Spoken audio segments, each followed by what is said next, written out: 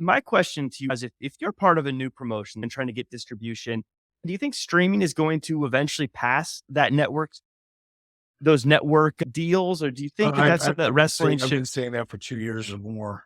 If you're a young promoter starting out, or you inherited a boatload of cash and you think Yeah. you're going to be the next Vince McMahon, call me. I'll save you a fortune, because I'm going to Right. talk you out of doing that. It's not how you do it. Tony committed $100 million as a startup fund for AEW. Well, that's a lot of money, right? You Hmm. can file on a highway. You Yeah. buy yourself a lot of rope for $100 Right. million, right? You have the time to build. You have to have all the other things. You have to be smart. You have to have a vision. But when you've got that kind of time and those kinds of resources, the odds are fairly decent you're going to eventually be successful. But unless you have that kind of money to invest, there's not a chance, there's not an ice cube's chance in hell that you're going to end up with a television deal. You're just not. Mhm.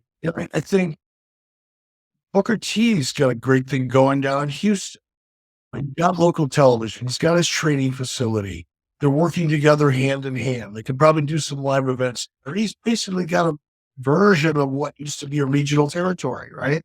Right. That's the way to go. And then as you build that and you start building crowds and you start getting a following, and a following can be 400 people.